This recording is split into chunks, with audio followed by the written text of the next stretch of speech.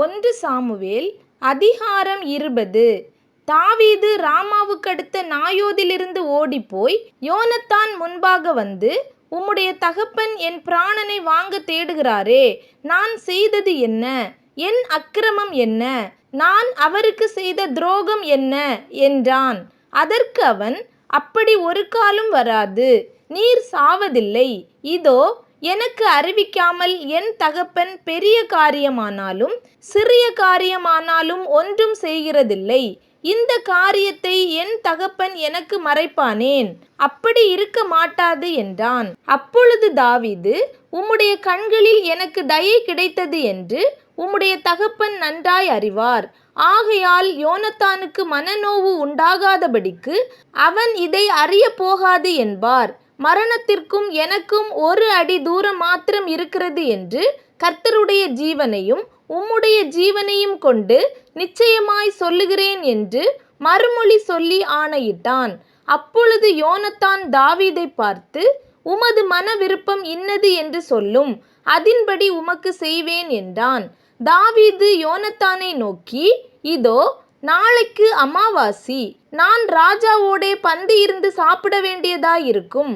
ஆனாலும் நான் 3ஆம் நாள் சாயங்காலம் மட்டும் வெளியிலே ஒளித்திருக்கும்படி எனக்கு உத்தரவு கொடும்.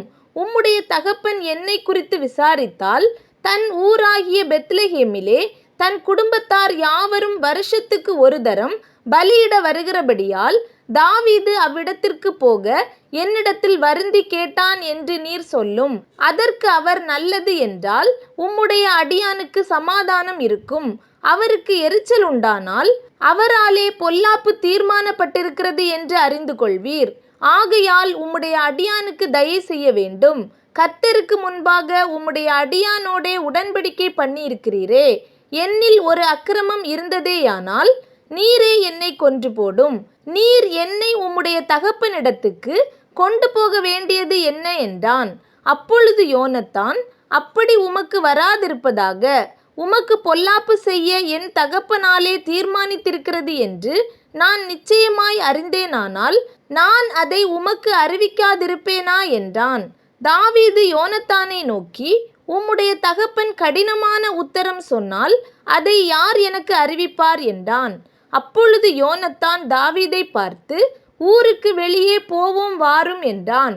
இருவரும் வெளியே புறப்பட்டு போனார்கள். அப்பொழுது யோனத்தான் இஸ்ரவேலின் தேவனாகிய கர்த்தரை முன்னிட்டு தாவீதை நோக்கி, நான் நாளையாவது மறுநாளிலாவது என் தகப்பனுடைய மனதை அறிந்து கொண்டு அவர் தாவீதின் மேல் தயவாய் இருக்கிறார் என்று கண்டும் அதை அப்போது உமது செவிகளுக்கு வெளிப்படுத்தும்படிக்கு உமக்கு சொல்லி அனுப்பாதிருந்தால், இஸ்ரவேலின் தேவனாகிய கர்த்தர் யோனத்தானுக்கு அதற்கு சரியாகவும் அதற்கு அதிகமாகவும் செய்ய கடவர்.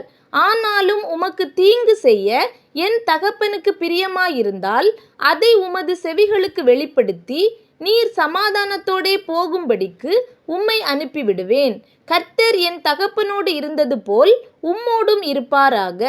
மேலும் நான் உயிரோடு இருக்கையில் நான் சாகாதபடிக்கு நீர் கர்த்தரின் நிமித்தமாய் எனக்கு தயை செய்ய வேண்டியதும் அல்லாமல், கர்த்தர் தாவீதின் சத்துருக்களாகிய ஒவ்வொருவரையும் பூமியின் மேல் இராதபடிக்கு வேர் அறுக்கும் போதும் நீர் என்றைக்கும் உமது தயவை என் வீட்டை விட்டு அகற்றி விடாமலும் இருக்க வேண்டும் என்றான். இப்படி யோனத்தான் தாவீதின் குடும்பத்தோடே உடன்படிக்கை பண்ணி, தாவீதுடைய சத்துருக்களின் கையிலே கர்த்தர் கணக்கு கேட்பாராக என்று சொல்லி, யோனத்தான் தாவீதை மிகவும் சிநேகித்தபடியினால் பின்னும் அவனுக்கு ஆணையிட்டான். தன் உயிரை சிநேகித்தது போல அவனை சிநேகித்தான். பின்பு யோனத்தான் தாவீதை பார்த்து, நாளைக்கு அமாவாசி, நீர் உட்கார வேண்டிய இடம் காலியாய் இருப்பதினால் உம்மை குறித்து விசாரிக்கப்படும். காரியம் நடந்தபோது 3ஆம் நாளிலே நீர் ஒளித்திருக்கும் இடத்திற்கு தீவிரித்து வந்து ஏசேல் என்னும் கல்லண்டையில் உட்கார்ந்திரும். அப்பொழுது நான் குறிப்பு வைத்து எய்கிறது போல அதற்கு பக்கமாக 3 அம்புகளை எய்து, நீ போய் அந்த அம்புகளை தேடி வா என்று ஒரு பிள்ளையாண்டானை அனுப்புவேன். இதோ, அம்புகள் உனக்கு இப்புறத்திலே கிடக்கிறது, அவைகளை எடுத்துக்கொண்டு வா என்று பிள்ளையாண்டானிடத்தில் நான் சொன்னால் நீர் வாரும். அப்பொழுது ஒன்றும் இல்லை. உமக்கு சமாதானம் இருக்கும் என்று கர்த்தருடைய ஜீவனை கொண்டு சொல்லுகிறேன். இதோ அம்புகள் உனக்கு அப்புறத்திலே கிடக்கிறது என்று நான் அந்த பிள்ளையாண்டானிடத்தில் சொன்னால் நீர் போய்விடும். அப்பொழுது கர்த்தர் உம்மை போக சொல்லுகிறார் என்று அறியும். நீரும் நானும் பேசிக்கொண்ட காரியத்திற்கு இதோ கர்த்தர் எனக்கும் உமக்கும் என்றைக்கும் நடுநிற்கும் சாட்சி என்றான். அப்படியே தாவீது வெளியிலே ஒளித்து கொண்டிருந்தான். அமாவாசையான போது ராஜா போஜனம் பண்ண உட்கார்ந்தான். ராஜா சுவரண்டையில் இருக்கிற தன் இடத்தில் எப்போதும் போல் உட்கார்ந்த போது யோனத்தான் எழுந்திருந்தான். அப்னேரோ சவுலுடைய பக்கத்தில் உட்கார்ந்தான். தாவீது இருக்கும் இடம் காலியாயிருந்தது. ஆனாலும் அவன் தீட்டா இருக்கிறானாக்கும். அவன் தீட்டுப்பட்டுதான் இருக்க வேண்டும் என்று அன்றைய தினம் சவுல் ஒன்றும் சொல்லவில்லை. அமாவாசைக்கு மறுநாளிலும் தாவீது இருக்கும் இடம் காலியாயிருந்தது. அப்பொழுது சவுல், ஈசாயின் மகன் நேற்றும் இன்றும் போஜனத்துக்கு வராதே போனது என்ன என்று தன் குமாரனாகிய யோனத்தானை கேட்டான். யோனத்தான் சவுலுக்கு பிரதியுத்தரமாக, பெத்லெகேம் மட்டும் போக தாவீது என்னிடத்தில் வருந்தி கேட்டு, அங்கே நான் போக வேண்டும். எங்கள் குடும்பத்தார் ஊரிலே பலியிடப் போகிறார்கள். என் தமையன் என்னை வரும்படி கட்டளையிட்டார். உம்முடைய கண்களில் எனக்கு தயை கிடைத்ததானால் நான் என் சகோதரரை பார்க்கிறதற்கு போக எனக்கு உத்தரவு கொடும் என்றான். இதனாலே தான் அவன் ராஜாவின் பந்திக்கு வரவில்லை என்றான். அப்பொழுது சவுல் யோனத்தான் மேல் கோபம் உண்டவனாகி அவனை பார்த்து, ரெண்டகமும் மாறுபாடும் உள்ளவனின் மகனே, நீ உனக்கு வெட்கமாகவும் உன் தாயின் மானத்திற்கு வெட்கமாகவும் ஈசாயின் மகனை தோழனாக தெரிந்து கொண்டிருக்கிறதை நான் அறியேனோ? ஈசாயின் மகன் பூமியின் மேல் உயிரோடிருக்கும் நாள் வரையும் நீ ஆனாலும் உன் ராஜ்யபாரமானாலும் நிலைப்படுவதில்லை. இப்போதே அவனை அழைப்பித்து என்னிடத்தில் கொண்டு வா, அவன் சாக வேண்டும் என்றான். யோனத்தான் தன் தகப்பனாகிய சவுலுக்கு பிரதியுத்தரமாக, அவன் ஏன் கொல்லப்பட வேண்டும்? அவன் என்ன செய்தான் என்றான். அப்பொழுது சவுல் அவனை குத்தி போட அவன் மேல் ஈட்டியை எறிந்தான். ஆகையால் தாவீதை கொன்று போட தன் தகப்பன் தீர்மானித்திருக்கிறான் என்பதை யோனத்தான் அறிந்து கொண்டு கோபதாபமாய் பந்தியை விட்டு எழுந்திருந்து போய் அமாவாசையின் மறுநாளாகிய அன்றைய தினம் போஜனம் பண்ணாதிருந்தான். தன் தகப்பன் தாவீதை நிந்தித்து சொன்னது அவனுக்கு மனநோவாயிருந்தது. மறுநாள் காலமே யோனத்தான் தாவீதுக்கு குறித்த நேரத்திலே ஒரு சிறு பிள்ளையாண்டானை கூட்டிக் கொண்டு வெளியே புறப்பட்டு போய் பிள்ளையாண்டானை நோக்கி, நீ ஓடி நான் எய்கிற அம்புகளை தேடி எடுத்து கொண்டு வா என்று சொல்லி அந்த பிள்ளையாண்டான் ஓடும்போது அவனுக்கு அப்பாலே போகும்படி ஒரு அம்பை எய்தான்.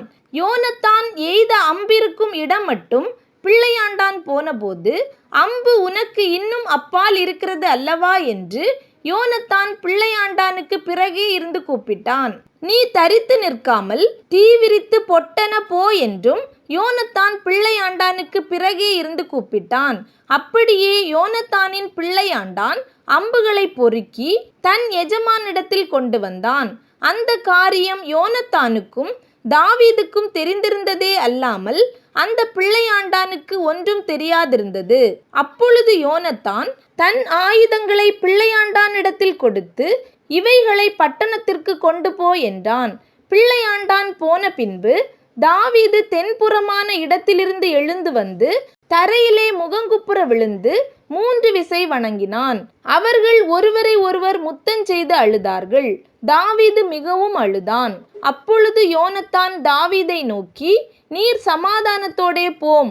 கர்த்தர் என்றைக்கும் எனக்கும் உமக்கும் என் சந்ததிக்கும் உமது சந்ததிக்கும் நடுநிற்கும் சாட்சி என்று சொல்லி கர்த்தருடைய நாமத்தை கொண்டு நாம் இருவரும் ஆணையிட்டு கொண்டதை நினைத்து கொள்ளும் என்றான். பின்பு அவன் எழுந்து புறப்பட்டு போனான்.